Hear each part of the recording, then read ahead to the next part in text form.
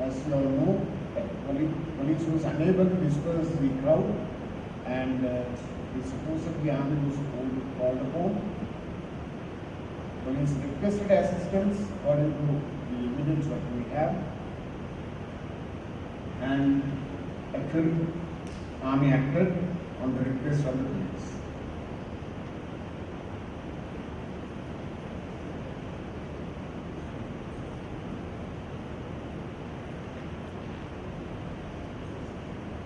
Now we will see. Next situation is protection for actions done to disperse an unlawful assembly under section 97.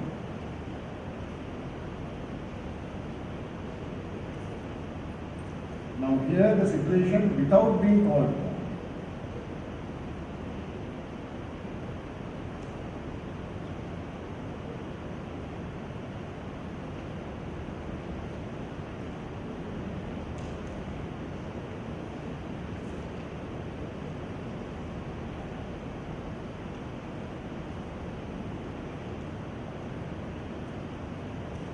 Now in this situation, you have to imagine what type of a situation it could be. This is a situation where you are unable to contact. As an example, somebody to come out with an example.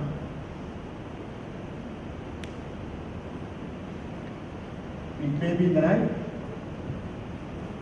mid hours of the night, or else a situation where the incident going to lead from bad to worse. In a situation of that nature, there is no time for you to act. But remember, according to the present context, you need to have evidence to prove all these things at last. But at the same time, you need to contact magistrate or the stated officers soon after the incident is in progress. Now this is a local situation which is very, very relevant, and next we will see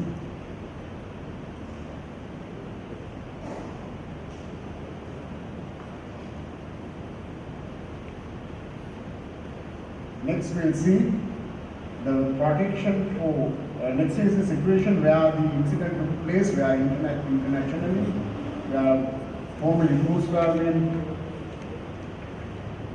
tribunal against war crimes of Slobodan Milosevic that occurred in 1990. Slobodan Milosevic was a leader of former Yugoslavia and states President of Serbia from 1991 to 23rd July 1997, and after all it is Federal Republic of Yugoslavia after breaking away, that is, he was the president from 23rd July 1997 to 2000. And during his office, Milosevic was charged with war crimes, as indicated in this slide. And it was genocide, crimes against humanity, and connection to the wars in Bosnia, Croatia, and Kosovo as well. All these states were together before 1990, but it took separated and became separate countries.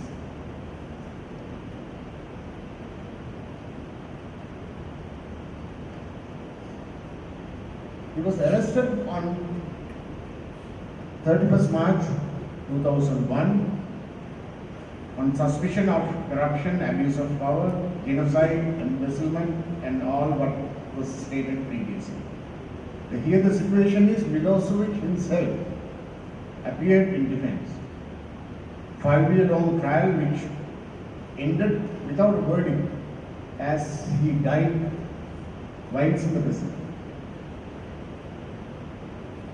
And the court's proceedings were terminated thereafter.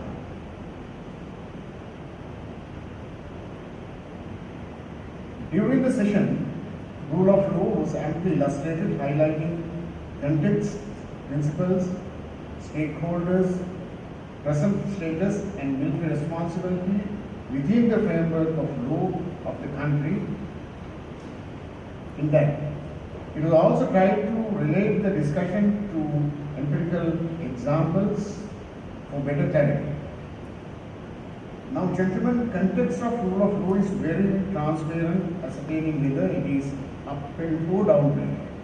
In that, remember, we are righteously constituent parties either to uphold the rule of law or to maintain it. The Sri Lankan military soldier is conspicuous in terms of discipline.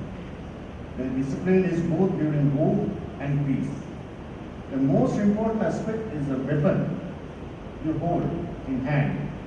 It is not to use arbitrarily. It is to use with sanctity where your heart and soul will bear evidence on what you have done. I am sure you will do it right. Let's do it. Thank you. Gentlemen, with that, I come to the end of the presentation. If you have questions, we may discuss.